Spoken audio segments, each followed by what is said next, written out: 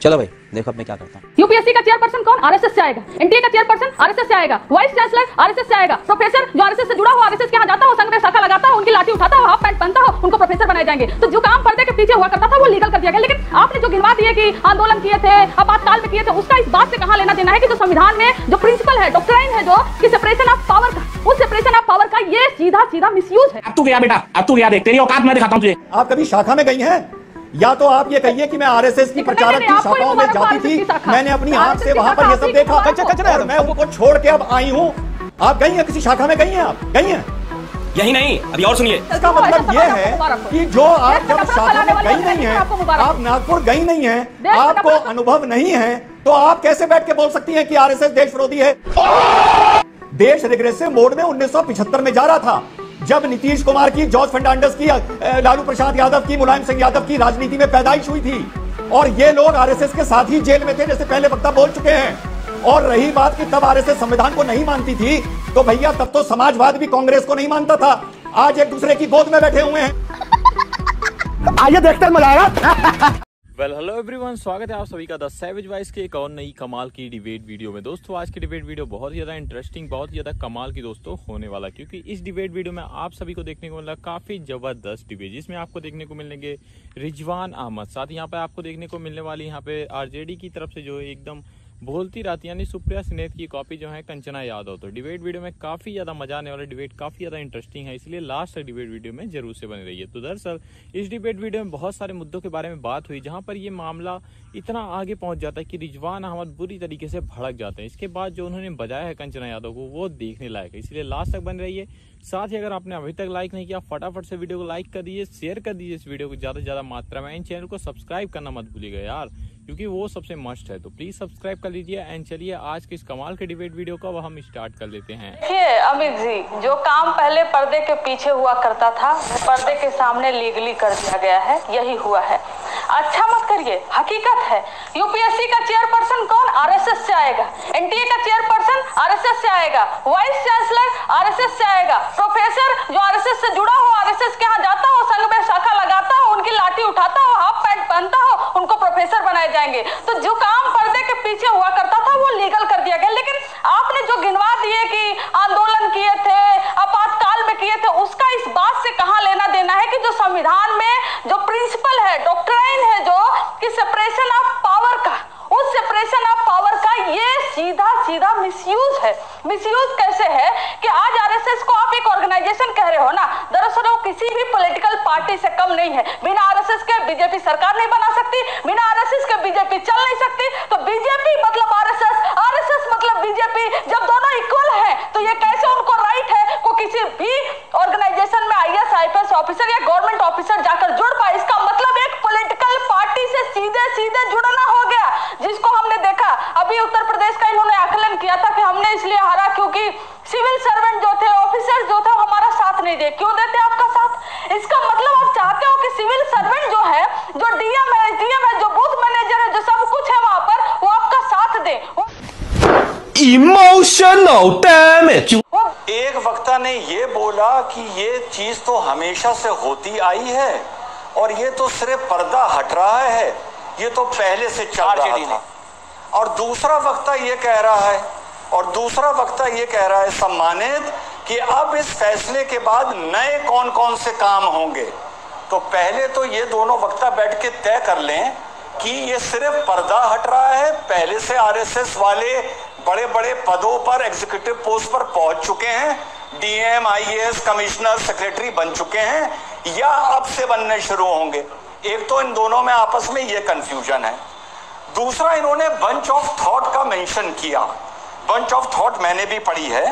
इन्होंने कहा कि साहब आरएसएस इकोनॉमिकल बेस्ड रिजर्वेशन की बात करती है, तो ये इस मंच पर बैठकर बोल दे कि देश में इकोनॉमिकल बेस्ड रिजर्वेशन नहीं होना चाहिए, वो गलत है। जो अगाड़ी जाति के लोग गरीब हैं, जो वंचित हैं, उन्हें इस भारत में कभी भी रिजर्वेशन नहीं मिलना चाहिए। आज बैठकर ये बोल दें कि हम आरएसएस की इस नीति के खिलाफ हैं। अरे बाप रे, ये तो धोती खोल रहा है। तीसरी बात, और अपनी बात खत्म करूंगा, जरा फंडामेंटल रिजवान भाई आप बोल दीजिए कि कास्ट बेस्ड रिजर्वेशन के आप खिलाफ हैं, जो इस किताब में लिखा हुआ है। बोलिए रिजवान भाई आप। एक करके आप दोनों सम्मानित मेहमान हैं, दोनों वरिष्ठ हैं। सुन लीजिए, आप बोल रहे थे तो मैं चुप था, मैं नोट कर रहा था ना। और जरा आपने जब संविधान और बंच ऑफ थॉट्स का जिक्र कर ही दिया है, तो जरा जो आर्टिकल हमारे फंडामेंटल राइट रिजर्वेशन की बात करते हैं, अभी मैं उनको पढ़ के निकाल दूंगा। भाई साहब जरा ये देख के देश को बताइए, और अमित जी आप भी वो सेक्शंस निकालिए, 14, 15, 16, 17 दिखाइए देश को कि वहां पर बैकवर्ड कास्ट लिखा है या बैकवर्ड क्लास लिखा है।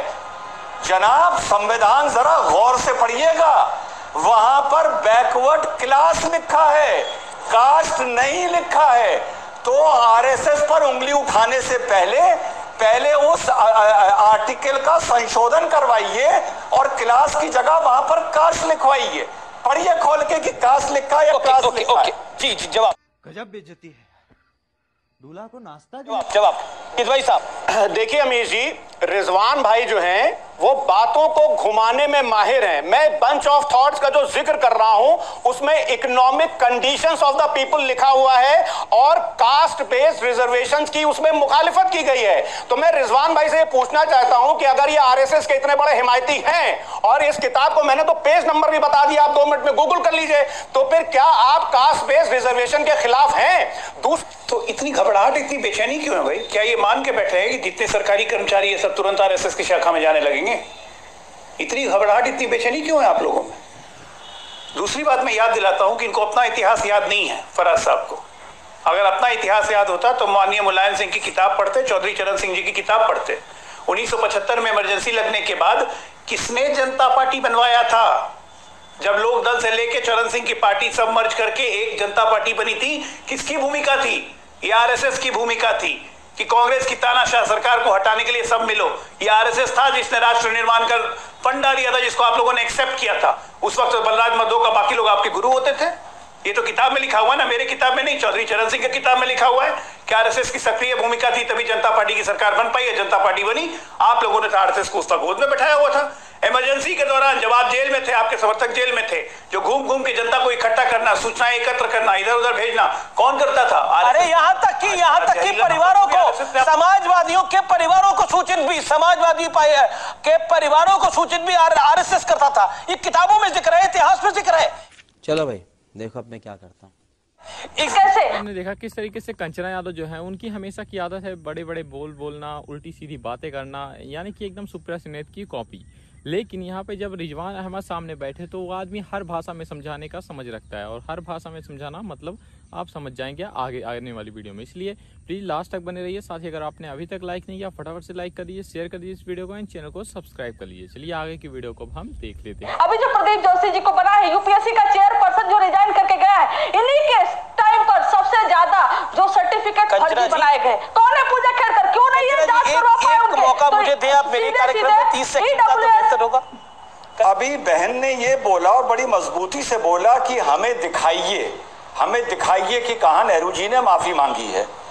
आप अच्छा देश को आरएसएस के वो डॉक्यूमेंट्स दिखाइए, वो एविडेंस दिखाइए, वो पत्राचार दिखाइए जहां पर संविधान विरोधी, राष्ट्र विरोधी, सेक्युलरिज्म विरोधी बातें कही गई हैं। आप कभी शाखा में गई हैं?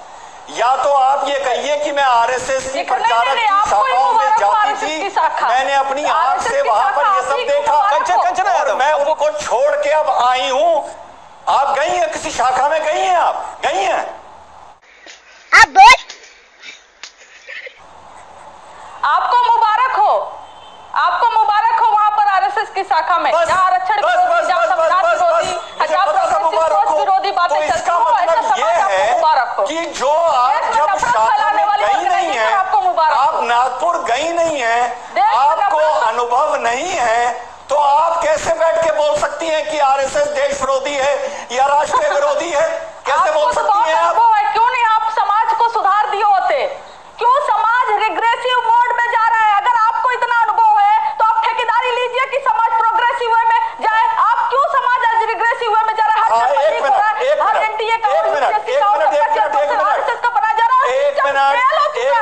आरएसएस ने सिस्टम को फेल कर दिया। लीजिए, अरे पानी पी लीजिए, इतना ना चिल्लाइए, इतना ना चिल्लाइए, अरे इतना ना चिल्लाइए भाई, क्या खुश हैं? इतना ना चिल्लाइए, इतना ना चिल्लाइए, शांति। ये बताइए कंचना जी आपको चांस मिला, अब रिजवान अहमद को 30 सेकंड तो दे दीजिए, विवेक उसके बाद वेट कर रहे हैं। रिजवान अहमद 30 सेकंड, देन विवेक जी। आप जो कह रही हैं कि देश रिग्रेसिव मोड में जा रहा है, देश रिग्रेसिव मोड में 1975 में जा रहा था। अच्छा, हमको जब नीतीश कुमार की, जॉर्ज फर्नांडिस की, लालू प्रसाद यादव की, मुलायम सिंह यादव की राजनीति में पैदाइश हुई थी और ये लोग आरएसएस के साथ ही जेल में थे, जैसे पहले वक्ता बोल चुके हैं। और रही बात कि तब आरएसएस संविधान को नहीं मानती थी, तो भैया तब तो समाजवाद भी कांग्रेस को नहीं मानता था। आज एक दूसरे की गोद में बैठे हुए हैं। ये एक समय है और वक्त है, और वक्त के साथ आदमी बदलता है।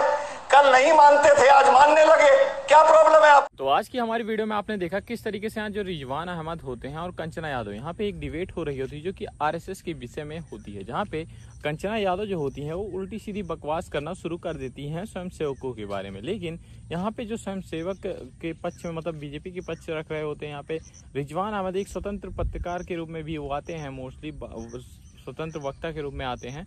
तो उन्होंने जो अपनी बातें रखी उसके बाद कंचना यादव को बुरी तरीके से धोके रख दिया, क्योंकि कंचना यादव की ज़्यादातर बातें इनलॉजिकल होती हैं और वो अपना पास्ट नहीं देखती। और यही चीज़ें हुई यहाँ पे, जहाँ पे रिजवान अहमद ने बुरी तरीके से बजाया कंचना यादव को। तो कैसी लगी आपको डिबेट वीडियो, नीचे कमेंट बॉक्स में जरूर से लिखिएगा।